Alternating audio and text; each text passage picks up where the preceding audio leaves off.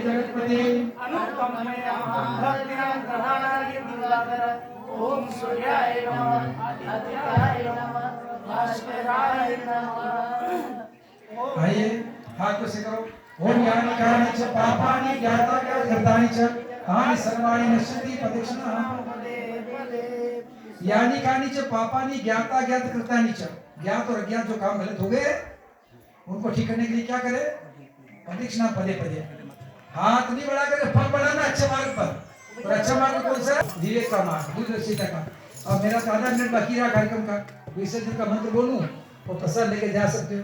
लेकिन हमारे बीच में आपके गांव के बड़े बुजुर्ग, बहुत आदरणीय सम्मानीय नाथुला जी भाई साहब विराजमान है, और उनको भी मैं कह दिया तो पूरी बात अपनी 5 मिनट के अंदर अंदर घड़ी देखते 5 मिनट हो जाए और बात को पूरी करेंगे और आप सबको आशीर्वाद देंगे, मंगल कामना करेंगे आपके लिए। और बहुत ही आपने जब तक किया हुआ खूब लेखन किया है, वो सब बातें हम जान रहे हैं, उनको छोड़ के दूसरी बात को ज्ञान की ओर बतावे, इससे आपसे भावभरी प्रार्थना। पर 24 साल आदरणीय भट्ट साहब, आदरणीय डॉक्टर साहब और आपका पूरा गायत्री मंडल, देखो अपना कितना सौभाग्य है कि आदरणीय भट्ट साहब गायत्री रूपी गंगा को ठेठ हरिद्वार से सोलंबर तक ले आए और सोलंबर के ऐसे स्थान पर आपने गायत्री शक्तिपीठ बनाया है जहाँ हमारे मेरे बचपन में तो चोर वहाँ वस्त्रलोचन करते थे, लूटते थे। उस स्थान को आपने जो है आज एक स्वर्ग बना दिया है और वहाँ मैंने भी 7.5 लाख मंत्र 17 नवंबर 2017 में जमा कराए थे आपके सानिध्य में। और यह सब देन हमारे डॉक्टर साहब पीडी जोशी की है कि उनके सौजन्य से मैंने भी इन 21 सालों में 11 लाख मंत्र लेखन पार कर दिया। अब मुझे गायत्री परिवार से संपर्क करने के बाद में गायत्री महाविज्ञान, प्रज्ञोपनिषद, प्रज्ञा पुराण ऐसे कई ग्रंथ पढ़ने का अवसर मिला और उनसे बहुत सारी बातें सीखने मिली। अखंड ज्योति मैं बचपन से ही उसका ग्राहक हूँ और आती हैं। उसकी एक कहानी कहता हूँ आपको कि अखंड ज्योति में एक कहानी आई। एक व्यक्ति 54 साल की अवस्था में ड्राइंग मास्टर के रूप में रिटायर्ड हुआ आज़ादी के पहले। अब रिटायर्ड होने के बाद में उन्होंने विचार किया कि क्या करूं, अभी तो उम्र बहुत बाकी है, 100 साल की उम्र कहते हैं और 55 साल ही हुए। तो उनको किसी संत ने बताया कि आप संस्कृत पढ़ो। तो उन्होंने संस्कृत पढ़ना शुरू किया तो संस्कृत में वो ऐसे विद्वान बने कि उन्होंने संस्कृत के भाष्य लिखे और गांधी जी उनको अपना बड़ा भाई मानने लगे। ऐसे पंडित साधव लेकर ने अखिल भारतीय संस्कृत भाषा प्रसार समिति स्वाध्याय मंडल पार्टी में स्थापित किया और सारे भारतवर्ष में उन्होंने संस्कृत का प्रचार किया। तो देखो एक ड्राइंग मास्टर छोटा सा आदमी अपने जीवन के अंतिम क्षण में इतनी उन्नति कर सकता है कि जैसी कोई नहीं। इसी तरह से मैंने अखंड ज्योति में पढ़ा एक पीसन आदि की कहानी, मैंने सरला में भी बताई थी। एक औरत थी, एक कन्या थी जो 13 वर्ष में शादी हुई और 14वें वर्ष में उसका पति मर गया। उसके माता पिता ने विचार किया क्या इस बच्ची ये कैसे जीवन निकालेगी, इसका पुनर्विवाह करावे। उसको कहा भाई तेरा पुनर्विवाह करावे। तो उसने कहा कि नहीं, मैं पुनर्विवाह नहीं करूँगी। क्यों? कि मेरे देवर जेठ हैं और वो मुझे चाहते हैं। कि भाई तेरे देवर जेठ तो कोई है नहीं, कौन चाहता है। उसने अपने दोनों हाथ खड़े किए, ये दोनों मेरे देवर आया है, मेरे पास 2 हाथ हैं, अब मैं दूसरी शादी नहीं करूँगी। फिर उसने क्या काम किया कि उसके गांव में घट्टी पिसने का काम किया और पीस करके आटा देती और 2-4 अन्य रोज कमाती, जो खर्चा होता खाने का खर्च करके और पैसा बचाती। उसने कई मटके अपने जीवन में पैसा बचा करके भर दिए। जब अंतिम अवस्था आई तो सारे गांव को इकट्ठा किया और कहा कि मैंने इतना पैसा ये इकट्ठा किया, मटके भरे, इसका उपयोग करो। गाँव वालों ने देखा कि बहुत अच्छी बात है, इसके जीवन की तपस्या की कमाई है। गांव के बाहर आगरा से मथुरा से दिल्ली रोड और मथुरा से आगरा रोड जहाँ से फटता है वहाँ पर एक कुआं खुदवाया गाँव वालों ने, वहीं के रहने वाले थे। और उस कुआं में ऐसा बढ़िया मीठा पानी आया कि दूसरे कुआं में तो खारा पानी था और उस कुआं में मीठा पानी आया। धीरे धीरे वहाँ विकास हुआ मीठा पानी पीने के लिए लोग वहीं आने लगे। वहाँ बड़ी बड़ी सराय बन गई, छोटी मोटी नगरी बन गई और उस जल से कई बीमारियां दूर होने लगी। तो आज वो पीसन नदी का कुआं सारे भारतवर्ष में प्रसिद्ध है।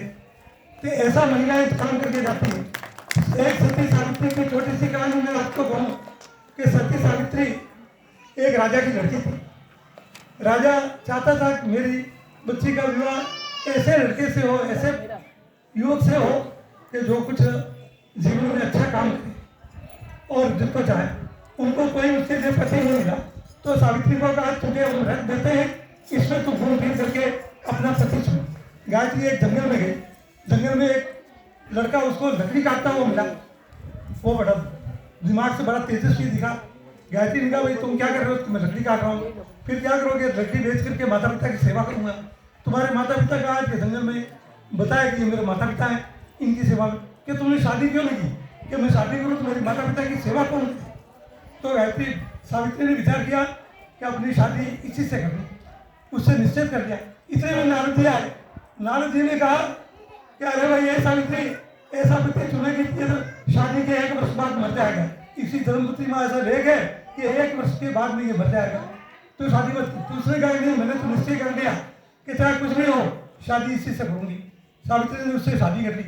1 वर्ष बाद में उसका पति मर गया। सावित्री ने कहा कि मैंने कौन सा ऐसा अपराध किया है कि मेरा सुहाग चुना जा रहा है।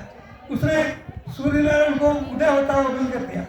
उसने कहा कि मेरी तपस्या में कोई बल हो तो हे सूर्यनारायण आप उदय मत होना। सूर्यनारायण का उदय होना बंद हो गया। सारे विश्व में हाहाकार मच गया। अनुसुईया जी सावित्री जी को समझना नहीं गए कि आप सूर्यनारायण को उदय होने दो, बाद में अपन यमराज से बात करते हैं। सूर्यनारायण उदय हुए, यमराज आए कि भाई इनको जलाने दो, क्या नहीं। उसने कहा कि मैंने ऐसा कौन सा अपराध किया है, मेरा सतीत्व कैसे नष्ट हुआ है कि मेरा पति मर जाए? मैंने कौन सी गलती की? सब उसके लेखा जोखा देखा, कुछ नहीं की। यमराज को सावित्री का पति जो सत्यवान था उसको 100 वर्ष की उम्र देनी पड़ी और सत्यवान और सावित्री ने जीवन भर अच्छे ढंग से अपना जीवन काटा। इसलिए महिलाएं क्या नहीं कर सकती हैं, महिलाएं बहुत कुछ कर सकती हैं। हमारे गांव का दुर्भाग्य है कि आज बहुत बड़ा गांव होने पर भी हम बहुत बड़ी कम संख्या में यहाँ उपस्थित हैं। हमने देखा कि यज्ञ में यज्ञ हुआ, सारा गांव के बाहर हनुमान जी थे, वहाँ उमड़ पड़ा। तो अपन भी अब मैं तो आपसे आग्रह करता हूँ कुछ दिनों बाद इन पालों में भी ऐसे कार्यक्रम किए जाएं और उसके लिए कुछ स्थान मैंने भी चुने हैं। वहाँ आपको ले जा करके ऐसे कार्यक्रम करवाएंगे ताकि सब जगह अपना प्रचार फैले। आप इस गायत्री रूपी ज्ञान गंगा को गांव-गांव में लाएं, अब घर-घर तक ले जाएंगे। यह कैसी बढ़िया अपने लिए सौभाग्य की बात है कि गायत्री अपने घर आ गई आज और गांव घर-घर घूमेगी और यज्ञ होंगे, हवन होंगे। अपने गांव में भी हर रविवार को गायत्री पीठ के द्वारा हवन कराया जाएगा और इस सब काम होंगे। इसलिए मैं तो अपन सबसे करता हूँ कि अपन सबको इस भक्ति रूपी मार्ग में अपना योगदान देना है और भट्ट साहब जैसे जैसे कार्यक्रम करते हैं और आह्वान करते हैं अपने को जाना है। मैं भी कभी कभी मेरी जब भी इच्छा हो जाती है आपके शक्तिपीठ में जाकर के दिन भर गायत्री मंत्र लिख करके शाम को चला आता हूँ। चाहे भट्ट साहब मिले या नहीं मिले, लेकिन वहाँ बड़ा अनुभव मिलता है। एक कल की मैं घटना सुनाऊँ गायत्री मंत्र की, आप सुनो कि कल मैं यहाँ आने के लिए आपके सानिध्य में तैयार हुआ। इतने में मेरे एक टेलीफोन आया करीब 2 दिन पहले हमने मुलेठी में गौशाला का मैं एक चारागाह बनाने के लिए मुहूर्त किया था। तो कल टेलीफोन आया भाई आज जो है कुछ सामान के अभाव में हमारा काम रुक रहा है, आप तैयार हो जाओ, गौशाला चलना और वहाँ से सेवारी थाने में चलना, थानेदार साहब से मिलना है। मैं वहाँ तैयार हुआ, यहाँ के लिए मैं सीधा गया वहाँ जा कर के हमारा काम रुक गया था। उसका फोटो वगैरह ले करके फिर हम दोनों 2 जने सेवारी गए। उस समय पीडी जोशी साहब का टेलीफोन भी आया था। मैंने आपसे कहा कि मैं आज यहाँ व्यस्त हूँ। वहाँ गए तो वहाँ पूछा कि थानेदार साहब कहाँ हैं, कि थानेदार साहब तो अभी कहीं मीटिंग में गए नहीं आए। तो मैंने कहा आपने थानेदार साहब आएंगे तभी जाना, यहाँ बैठ करके अपने मंत्र लिखो। मैंने वहाँ पुलिस वालों से आग्रह किया कि हम कहाँ बैठे। उन्होंने कहा थानेदार साहब बैठते हैं, उनके कक्ष के बाहर बैठ जाओ, 2 कुर्सियाँ लगी हुई। हम बैठ गए, मैंने मंत्र लेखन शुरू किया। वहाँ सभी पुलिसकर्मी आए, मेरे मंत्रों को देख करके कहने लगे कि तो मैंने कहा ये काम कर रहा हूँ मैं, मेरे ये काम कर रहा हूँ। मैंने काम शुरू किया और मेरे जो साथी थे उन्होंने बताया कि हम इस काम से आए हैं। उन सब ने कहा कि हम आपका सहयोग करेंगे। इसलिए मैं थानेदार साहब बाहर गए, थानेदार साहब बाहर तो उन्होंने पूछा किस काम से, मैंने 51 मंत्र लिखे। सब पुलिस वाले कहने लगे कि हमारे